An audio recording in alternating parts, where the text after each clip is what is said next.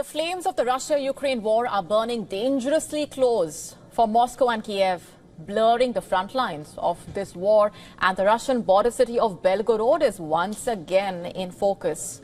3 people have died after a Ukrainian missile slammed into the Belgorod region, the second deadly strike on the area this week. And the local governor has said that the attack hit a settlement called Maslova Pristan, located around 16 kilometers from the Ukrainian border.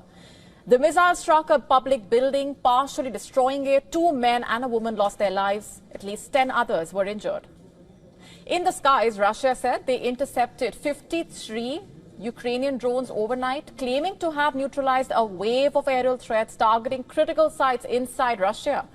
And the Russian president brushed off the growing number of Ukrainian strikes, describing them as ineffective and insisting that they will not alter the battlefield. Listen to this. The enemy, despite stubborn attempts at resistance, is retreating along the entire front line. And against this backdrop, the Kyiv regime, eager to demonstrate some success to its Western sponsors, is attempting to strike deep into Russian territory at completely civilian targets. This won't help.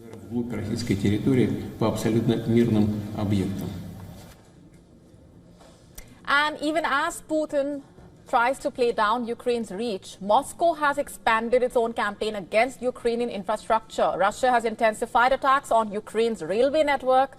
Ukraine's national rail operator reporting that strikes on transport routes doubled in September as compared to August, crippling cargo and energy movement near the front lines. And Russia also launched a massive drone attack on Ukraine's Chernihiv region, while a wave of kamikaze drones struck the northern cities of Nizhyn and Priluki, leaving heavy destruction behind and causing power outages across several districts. Ukraine has said 12 Shahid drones targeted a freight train, halting rail traffic to Kiev and destroying the tracks. In the Dnipropetrovsk region, meanwhile, Russian forces attacked the Ukraine president's hometown with dozens of Shahid drones, injuring people and damaging infrastructure. The escalation coming as Kiev looks to the west for reinforcements. Ukraine is awaiting the delivery of the American-made Tomahawk missiles. Russia's deputy foreign minister has urged the United States to take what he called a sober and sensible approach to the supply of the missiles. The Russian deputy foreign minister also said the momentum towards reaching a peace deal has faded after the Putin-Trump summit in Alaska, suggesting that the momentum towards negotiation has all but disappeared. And the deputy foreign minister also claimed that supplying Tomahawks to Ukraine would not change the outcome of the war. Putin echoed that sentiment, with the Russian president stating that long-range weapons like the Tomahawk will not change the fight and only worsen relations between Moscow and Washington. And the head of the Russian Parliament's Defense Committee has warned that Russia will destroy the Tomahawk missiles and their launchers if the US gives them to Ukraine, adding that Russia will find a way to retaliate against Washington. That quote-unquote hurts. Now, experts also have said that even if Ukraine receives the missiles, operating them would be nearly impossible without American or British personnel. The Tomahawk system requires extensive pre-launch programming and advanced training, processes that could take Ukrainian forces at least a year to master. On the battlefield, Russia claims steady gains. Meanwhile, the Russian Defense Ministry has said its troops have captured 1 settlement each in Donetsk and Zaporizhia, while Putin has said that the Russian forces have taken nearly 5,000 square kilometers of territory across Ukraine this year, about 1% of the country's land area, and now control roughly 20% overall. And his comments directly contradicting US President Donald Trump's recent claim that Russia has, quote-unquote, virtually gained no land. As the war goes beyond the front lines, both sides locked in that cycle of attack and retaliation with no clear end in sight as of now. Shifting focus for now, as Israel marks the second anniversary of the deadly October 7 attacks. The region continues to remain on edge. It's caught between the horrors of the war and the fragile possibility of peace. In recent days, the talks in Egypt have intensified, with Qatar acting as a key mediator. Even as the negotiators seem to inch closer to an agreement, the overall landscape remains rather precarious. Both sides continue to grapple with deep-rooted distrust and the unresolved demands. Khalil al-Hayya, who is a senior Hamas official, has publicly emphasized on the need for real guarantees to ensure a lasting ceasefire as part of any deal for the release of the remaining hostages still in captivity in Gaza. Hamas, which has long resisted the full scope of peace efforts, has displayed a more optimistic outlook on the discussions. Another senior official stated that hostage lists have been exchanged and a prisoner swap could be on the horizon. The US-backed peace plan proposed by Donald Trump is at the center of these negotiations. Remember, the plan includes provisions for Gaza's international governance and the disarmament of Hamas, which is yet to be accepted. And Prime Minister Netanyahu has expressed cautious optimism, framing the talks as focused on technicalities rather than fundamental shifts in policy as such. And while Trump's plan has garnered significant international backing, including from both Israel and key Arab states, its implementation has met resistance on multiple fronts. Hamas has made it clear that guarantees on the release of prisoners, as well as the return of bodies of key figures like Yahya and Mohammad Sinwar, must be part of any lasting peace agreement. However, Israel has rejected these demands, citing national security concerns and the desire to avoid further concessions to the group. Meanwhile, the Turkish president has put Israel in the dock in a way. He says that it was neither fair nor realistic to put the burden of achieving peace in Gaza solely on Hamas and Palestinians. He stated that Israel must stop its attacks in order for the peace efforts to succeed. The Palestinian resistance group, Hamas, responded very positively to Mr. Trump's peace plan. Thus, it clearly demonstrated its will for peace. However, it is a fact that peace is not a single-winged bird. Placing the entire burden of peace on Hamas and the Palestinians is neither a fair, correct, nor realistic approach. Currently, the greatest obstacle before the path leading to peace is Israel's attacks. Despite Mr. Trump's clear calls, Israel continues its attacks, which undermine the positive atmosphere. If peace is truly desired, Israel's attacks must be stopped immediately. And as those discussions continue, two major obstacles remain: Israel's military withdrawal from Gaza and the release of the prisoners. And Hamas, remember, is demanding a fixed timetable for the Israeli forces to pull out of Gaza, with specific details and not just vague plans. Hamas also seeking free movement within Gaza to collect hostages and bodies and access to the Egyptian border, which is not included in the initial phase of Donald Trump's plan. But Israel is reluctant to ease the pressure on what it views as a broken enemy. It fears that Hamas could regroup and reorganize if the withdrawal happens too quickly. Even if a deal is reached, political resistance remains a significant challenge. Prime Minister Netanyahu facing a potential backlash from the far-right ministers in his government, with some of his ministers, in fact, calling for the complete destruction of Hamas. Listen into this. I only pray that our Prime Minister will allow a complete victory in Gaza as well as to destroy Hamas. With God's help, we will return the hostages and we will win a complete victory.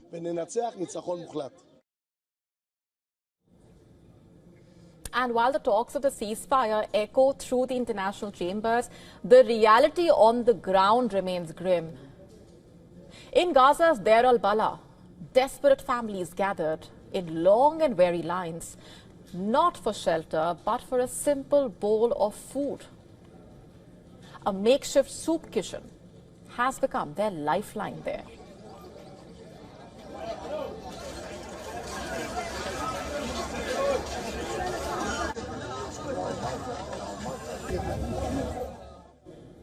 Now, the talks between Israel and Hamas are in a critical phase, with a momentum building towards a possible deal, but also fraught with complex challenges.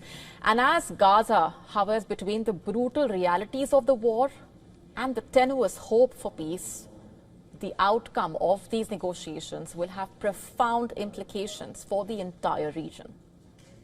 This week, NATO is flexing its military muscle in the North Sea as tensions between Europe and Russia escalate. The exercise coming after Russia allegedly tested the alliance's defenses on its eastern flank. In the North Sea, the French Navy frigate took center stage in a high-stakes exercise, hunting submarines with its cutting-edge Captus 4 sonar, known as the Yellowfish. And this operation is just one part of a massive NATO drill, bringing together thousands of troops, ships and aircraft across multiple seas to test readiness and coordination.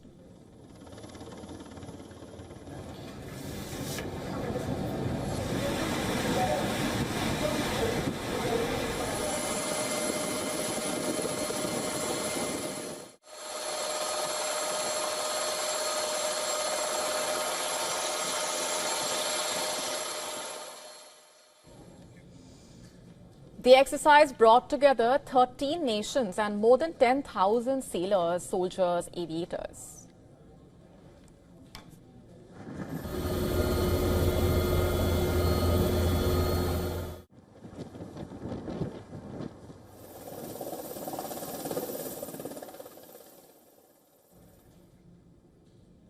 The frigate sailed the North Sea before moving into the Norwegian Sea via a strategic route often used by Russian naval forces. On board, the crew deployed the towed sonar system, Captus 4, designed to detect submarines.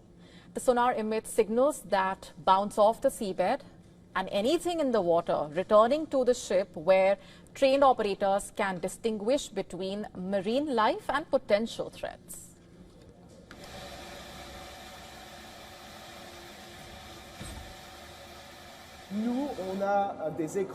We have screens, and echoes appear on these screens in the form of small green dots. Our operators are trained to detect whether it is a submarine or the seabed based on the shape of these green squares.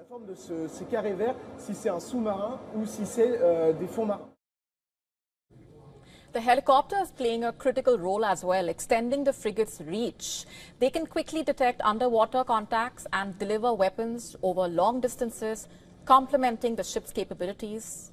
Torpedo launchers, anti-air missiles, advanced radars, making the frigate a versatile tool in NATO's arsenal. And above the water, fighter jets rode off the deck, flying in diamond formations to demonstrate the air coordination. The drills included simulated air attacks, amphibious landings, boarding operations, a clear display of the NATO's readiness and interoperability.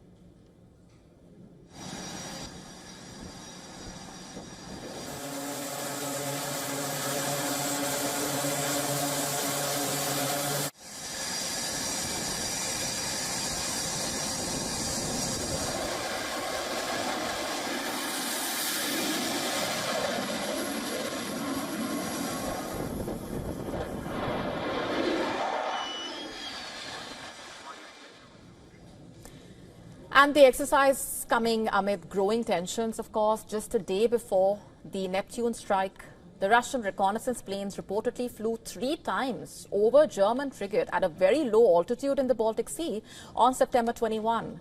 The German defense minister described the incident as unprofessional and uncooperative.